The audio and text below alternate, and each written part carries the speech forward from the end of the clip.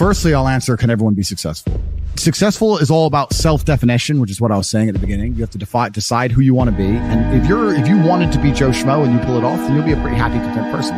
There's a study I read about stress, and it was saying that stress has a placebo effect attached to it, because the placebo effect is extremely powerful. So they found some of the most stressed people in the world, and they split them into 2 groups.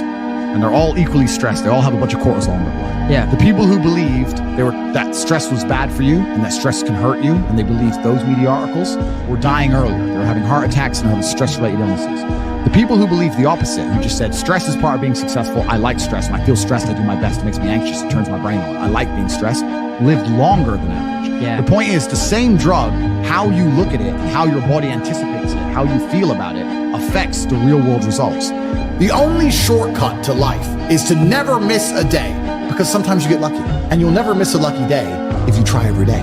Because when you've come from the absolute bottom to the absolute top, and you've done it all off of your own back, and hard work and dedication, and never missing a day, 1, because of compounding interest, and 2, if you don't try every day, you might miss your lucky day. And that's what people don't understand. If you never miss a day, and you never don't try, and you're always on time, was I late today? No, on time, and you try and improve every aspect of your life, and you're a professional, and you try and make sure that you analyze your decisions, you give yourself feedback, you don't make mistakes, you're not lazy. If you try and you make it to the top, because you look at the people down below and you're like, well, why didn't you try? I did. Oh, I did too. No, you didn't. That's a lie. Now you're lying to me, and that annoys me. The whole idea of happiness, I think, has been misconstrued to the populace, especially to men, and this is why so many people label themselves as unhappy, because they're trying to find that giddish, childish happiness they had when they were a child for basically no reason. And I don't think it works that way. I think as a man, the only way you're going to be happy is if you do shit you don't want to do. You have to make yourself happy by looking at a mountain and going, fuck's sake, and then getting to the top and going, thank God that's done. There's no other way to do it. You're not just going to be happy by default. You have to go through pain, and if you're not prepared to go through pain, you're not going to be happy. And it's also the way you label yourself. Like, I truly am, like I said, I don't believe in things that take power away from me. And people wake up and go, oh, I'm not happy today or otherwise. I believe happy can be quite binary. Instead of looking at it as a scale, I think unless you're distraught, unless you're genuinely about to cry your eyes out because you've lost a family member or something, unless you're distraught, which hopefully doesn't happen very often, then you're happy. You may be slightly less happy than the other day, but you're still happy overall. Like, as long as nothing bad has happened, you have to wake up and go, okay, I'm alive, my people around me are alive. It's a happy day, it's a mindset, it's a happy day. Okay, I got stuck in traffic, whatever, but it's a mindset. But you're completely right about going through difficult things, and obviously as a fighter, you do that. And even now, people say to me, Andrew, why don't you just take your money and just retire and just chill? I'm like, I'd be miserable. I need to be, maybe I'm not fighting in the cage, now I'm fighting the Matrix and all the social media companies. I can't stop. I need something to go against. It's just like some men are born that way. Otherwise, why did Genghis Khan keep conquering? You need a purpose, and a purpose is not always going to be, sunshines and rainbows. And there has to be a degree of difficulty to it, and there has to be a degree of pain involved, and there has to be a degree of risk, because risk and reward are linked. Fighting's the ultimate risk and reward. There's risk and reward are linked. If you want a huge reward with no risk, well then, what you're gonna do? You're gonna end up playing video games, wasting your life. There is no such thing as a successful. When I hear people say, "Oh, it's hard," or "I don't have time," etc., etc., all you're doing is telling me you're a loser. Every single winner feels the same as you do. The difference is they do not quit. They do not give up. They do not make excuses. They stay on the highway. It's amazing what you can achieve if you never give up. I don't care about excuses. God doesn't care about excuses. And the winners who went through the exact same things you're going through, who didn't quit, don't care about excuses. There are winners and losers in the world. You are either a winner who dedicates himself, never gives up, continues to learn, does everything he knows he needs to do regardless of how he feels, or you're a loser who makes excuses and you stay invisible for the rest of human time. Make a choice. What's the point in having an easy life? Why would I want an easy life? If someone were to say to me, do you want an easy life? I'd say, that sounds boring. I mean, did Genghis Khan want an easy life? Did Alexander the Great want an easy life? Did any of the men you can remember from history, any of the ones that actually matter, ever want an easy life? If I meet a man and he says, I want an easy life, I just want a stress-free life, I look at him and think, you're born to lose. You're born to lose, sir. You can have your stress-free life, and you can serve me my latte, and you go, fuck off. because you're not made to. Life is war, and it's going to be stressful. And Life isn't always war. Of course it is. Life is war. Every single aspect of life is war. Not losing your temper in traffic on your way to a podcast is war. Trying to get a girl that the other guy wants is war. Trying to buy a Ferrari that everybody else can't afford is war. Training is war. Fighting is war. Life is war. I see war everywhere. When I see a big, beautiful oak tree, I don't see a big, beautiful oak tree. I see a tree that destroyed all the saplings around it and crushed them mercilessly. It's war. Life is war. So that's how I view it. I guess the only disadvantage of being so hard on myself, because I don't see any disadvantages, because I have zero self-sympathy. I blame myself for absolutely everything. Even this Matrix attack, I want to make it very clear. I'm not looking for sympathy on any level. I'm not an idiot.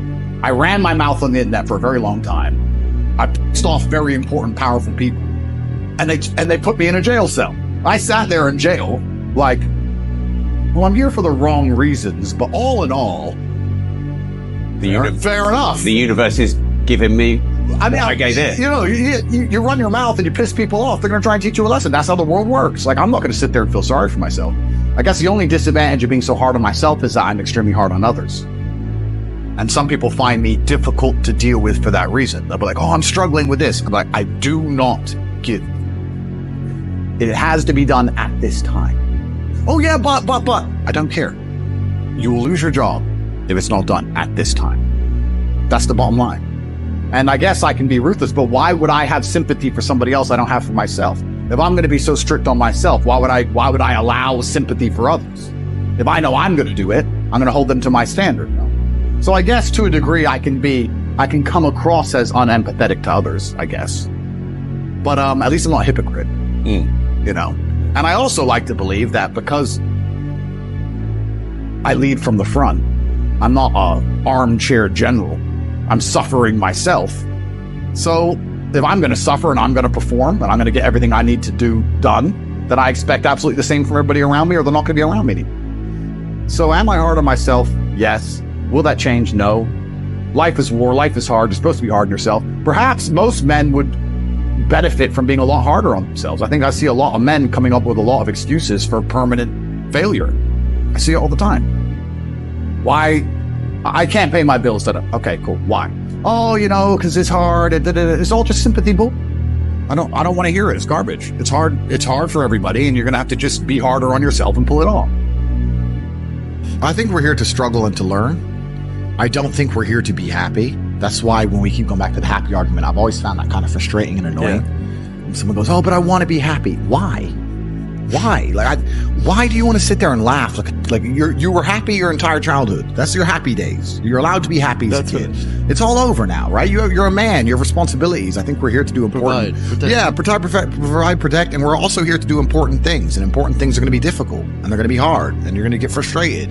But that's what gives you purpose. I don't see anyone who's chasing happiness. I think that's a very feminine frame. I understand why some women just want to be happy. I don't know how it feels to be a girl, because I'm not one. But in my experience, I know women who just want to be happy. Yeah. Girls just want to have fun. Fine. But you're a man, right? And if you're a man, then it's absolutely an utterly different experience of life. I think we're here to struggle. I think we're here to endure pain. Yeah. I think we're here to just see how hard we are to kill. I think that going through terrible things and living through them and coming out the other side is one of the most fantastic things about being human. I think that it's almost like once you understand what life is really about, there's no emotion which isn't enjoyable. The only emotional state which can be seen as detrimental is feeling nothing at all. But if you're sitting at home and you're feeling truly heartbroken, at least you're feeling something, right? And I think that's the whole part of being human. I think we're here to struggle. I think we're here to go through pain. That's so I wake up each day and go, what can I attack? What problem can I solve? And look at history. Why did Genghis Khan wake up and want to conquer the whole world? Why did Napoleon conquer the world? Why did Alexander the Great conquer the world? Just wake up and just say, give me this, give me that. I want all of it. I need to. Yeah. There's an army there. They're really big. We're better. It's intrinsic. Yeah. You need to go and conquer. That's the purpose of life. Well, also, there's no light without dark, and there's no joy without pain. You can't have a rainbow without a little rain. Exactly. And no matter how hard you chase pleasure and happiness, there's going to be dips and troughs in between. There's going to be come downs and downtrends. And you're going to have the juxtaposition between that time you were laughing your head off and acting giddish like a child and the time that you feel depressed as such. And I think it's much better to just adopt a very disciplined, stoic mindset. I'm always the same base level of happy regardless. If I lost all of my money today, I would be the same happy. If my net worth quadrupled, I'd be the same happiness. Yeah. As long as I'm alive, which is a struggle, unfortunately, in the current climate, but as long as I'm alive and the people I care about and love are alive, and as long as God gives me the honor of doing my duties and providing for the people I care about, as long as I get to wake up and know that there's a whole bunch of people in the world who need me and I get to work hard to please them and do good for society and good for the world, then I'm a vessel of God and I'm happy enough to survive. That's all I look at it as. I don't ever consider how do I feel. That doesn't cross my mind. I have things to do. I have things to do. You're too busy to think about that. I'm too busy. I have things to do every single day. I have very important things to do, and how I feel really is not going to affect how I complete those tasks. But that's boring, right? But that's the truth about it. I'm on my laptop all day, every day. I have 18 hours a day of screen time. I'm either training or I'm working. Do I know some women? Yes, of course. Do I have some fancy cars to drive? Yes. Can I go to the odd restaurant? Yes. But the majority of the time, all I do is work because that's what I enjoy to do. I don't think most things outside of work are as entertaining as the work itself. That's why I'm successful. Yeah, I do have women who I know, and yeah, I can have that crazy lifestyle, and I did it for a while. But I wouldn't even say it's empty. You know, people get successful and they start to say, oh, I'm above that. It's empty. It's empty. It's vaporous. That's true. I just don't think it's as fun as working.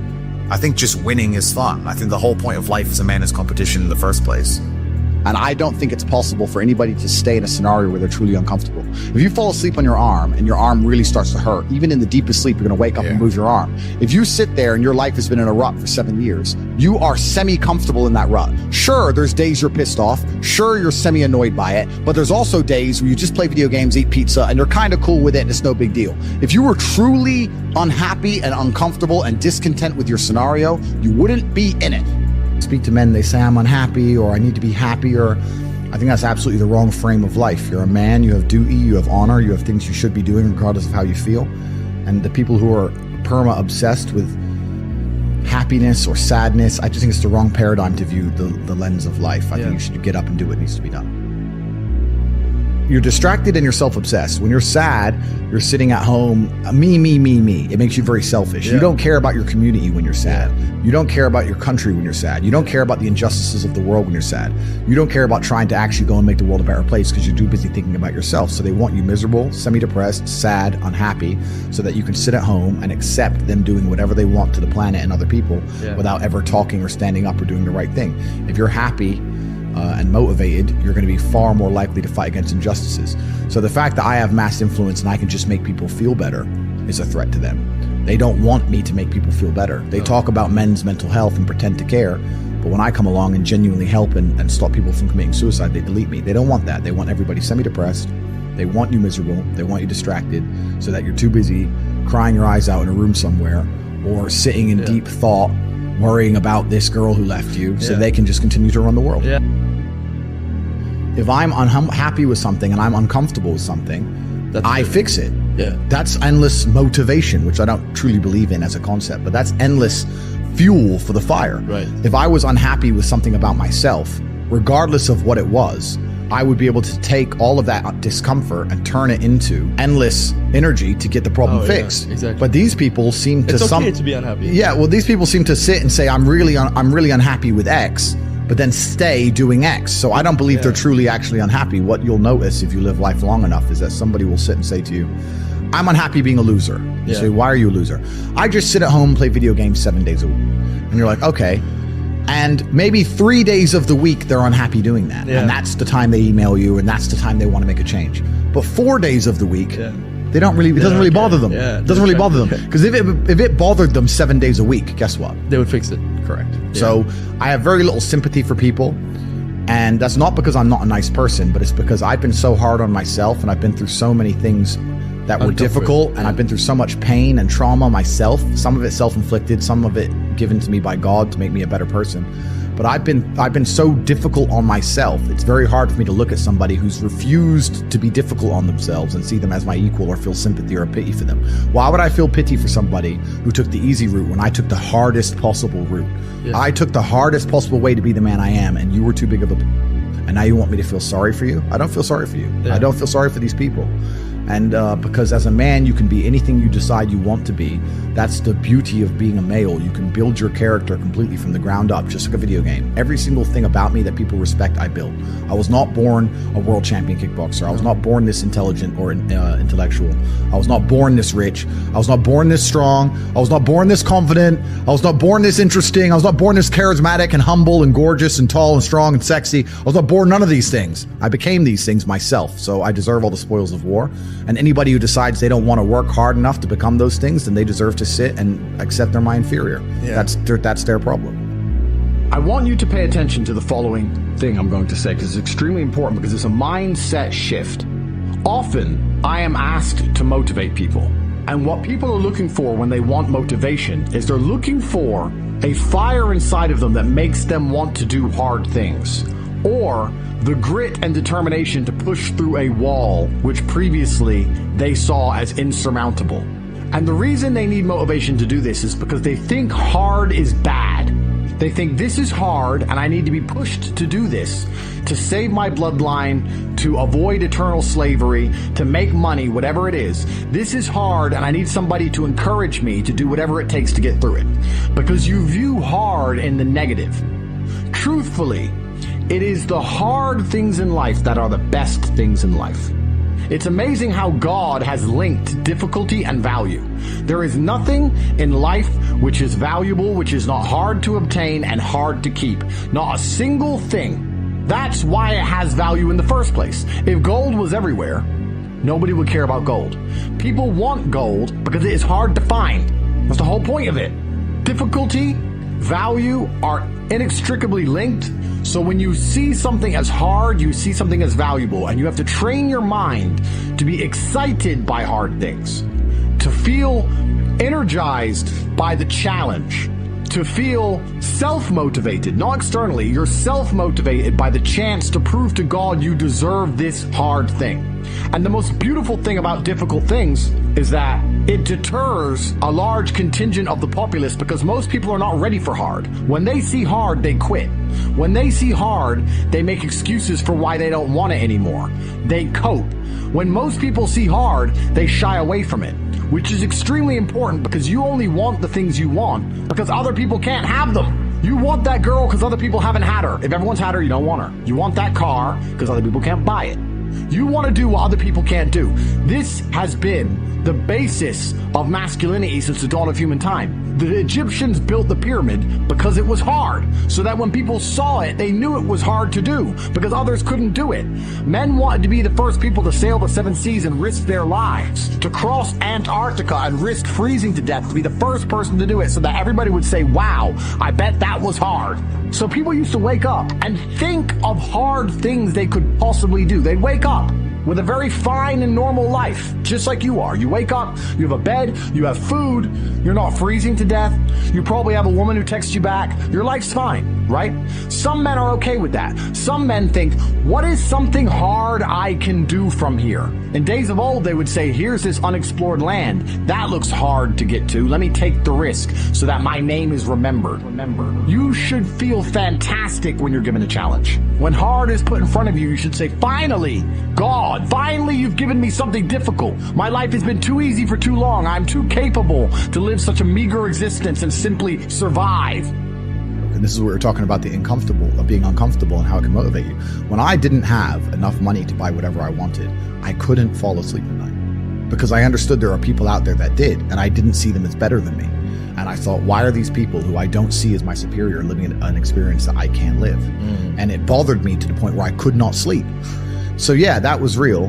When you talk about suffering mentally, I don't really consider that suffering. I have had a very painful life. I still think to a degree I do, but that's self-inflicted. But I can't imagine living any other way. I can't imagine living in this idea, this utopian, every day, just, you know, girls, drink, hedonism. I don't want that. Yeah, it's degenerate. I think the only thing you can do that's not degenerate is usually be fighting a battle or solving a problem. Growth. Yeah, growth. Yeah, so you need to either fight a battle or solve a problem to avoid degeneracy, which means I'm constantly looking for them.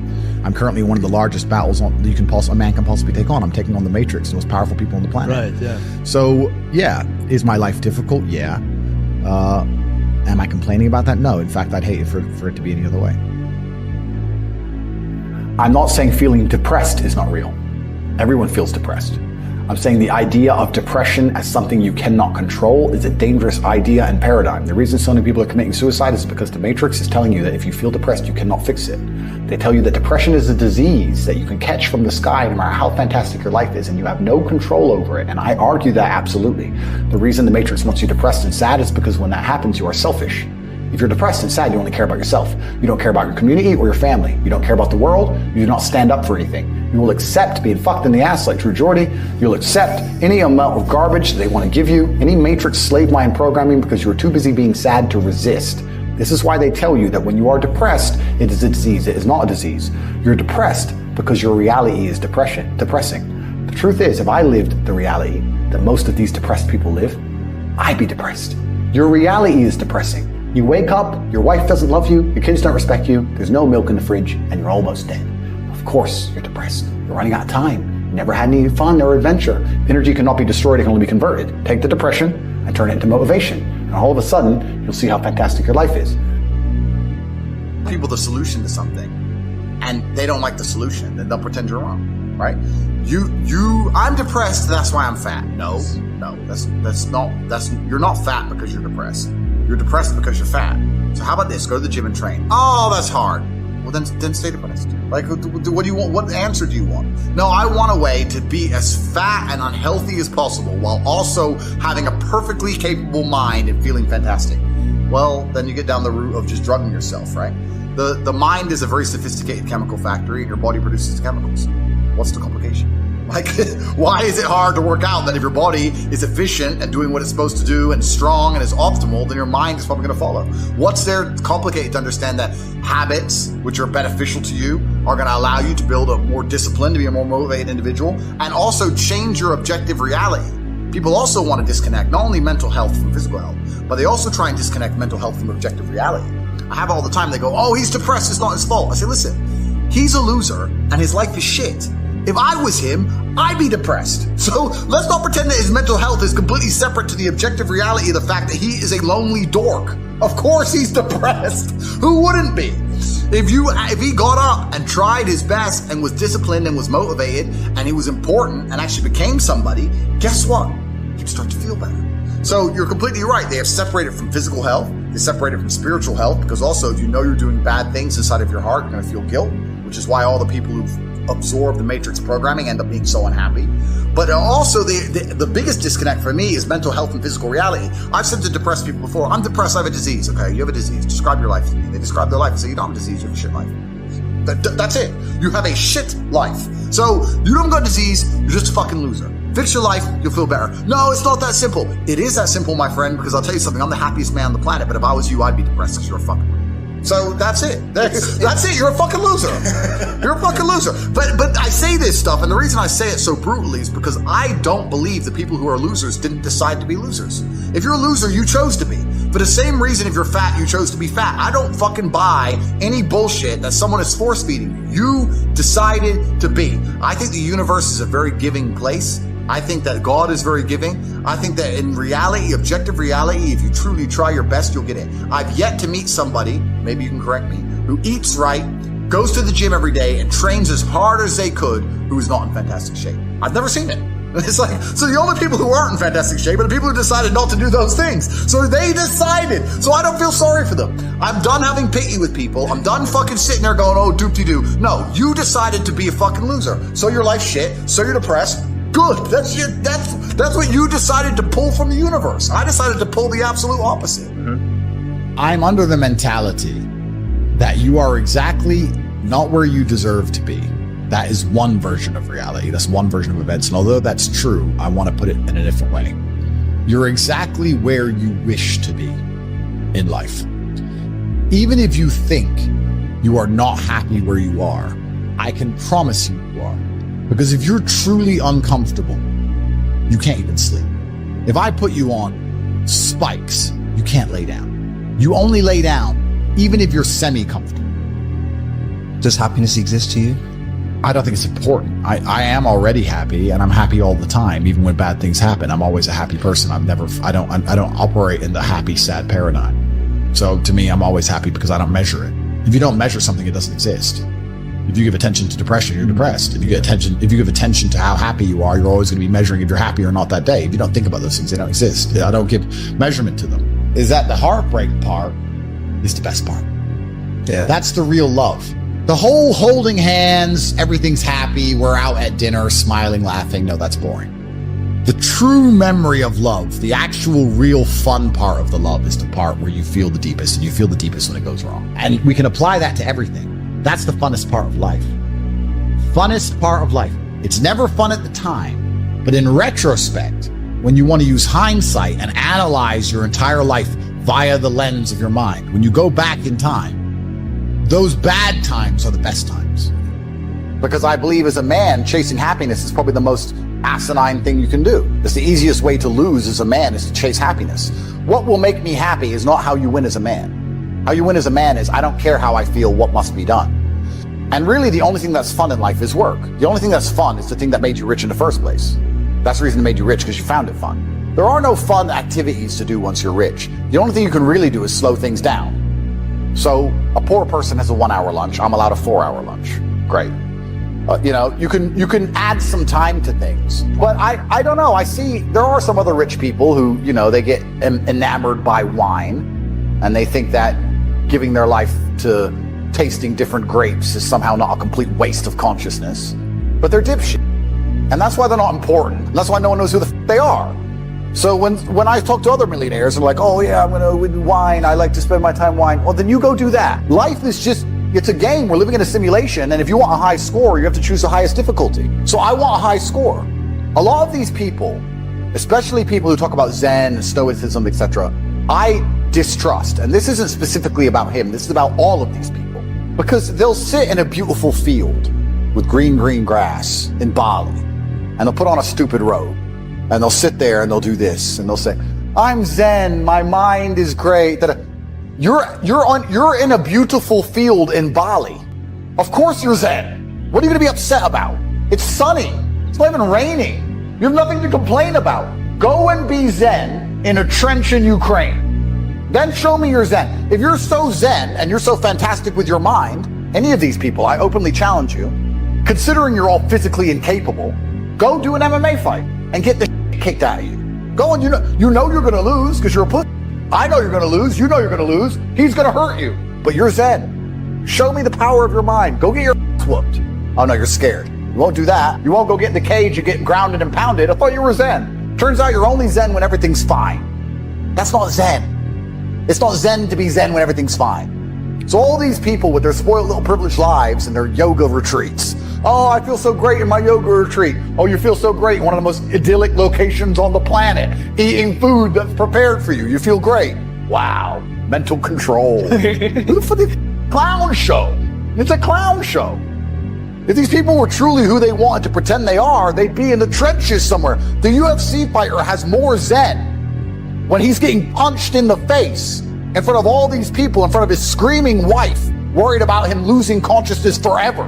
When he's taking shots to the face and still avoiding them and keeping a clear enough mind to slip the punches. So all these people are full of shit, because if they were truly Zen, they'd live a life similar to mine, but they don't. Ask yourself a question. Do I deserve to be a peasant? Look yourself up and down. Look at the body that you occupy. Think of the last 48 hours, the things you've done. I can tell you what I've done. I've worked on solving my court case. I've trained. I've worked. I've slept because I had to. I ate food because I had to. And that's about it. That's all I've done. I haven't wasted a second. I think I played a couple games of chess, which is good for my mind. No time wasted. And I'm at the top. You're at the bottom. Think of your last 48 hours. What have you done with them?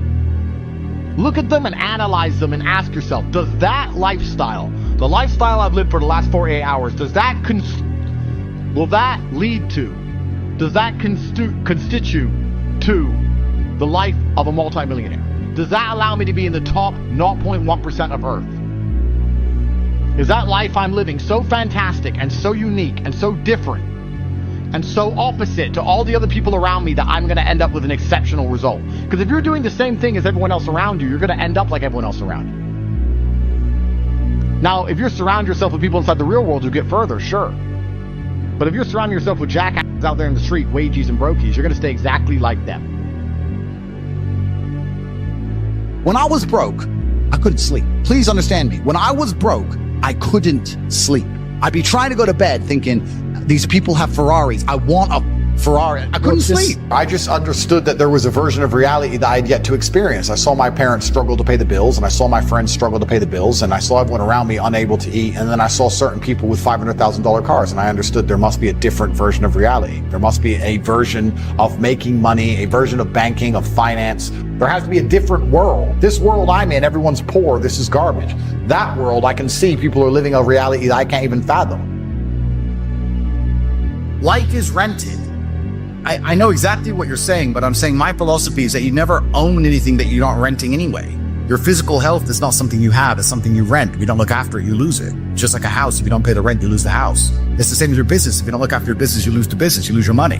The same with women. If you don't look after the women, you lose the women. So do you have to sit there and attribute value to each thing and work out, is this worth the extra seconds in the day to maintain it? And if I'm going to do anything, you're going to optimize it, right? Isn't that life? You go to the fight gym and you spar and you lose and you get better. You attempt to optimize it. You try and make some money. You attempt to optimize it. You attempt to grow the number of followers you have on your YouTube channel. When you go out dating women, you attempt to optimize it to get better at it. If I'm going to speak to people, I'm going to optimize it to be maximally effective. I want to be the person who can say less words than everybody else and have a larger impact. That's what I want to do. I've chosen that. I've decided to do that. I understand that to be able to do that, I also need to have a certain persona and a certain capability. It's hard to do that if I'm not financially successful. It's hard to do that if I'm physically weak.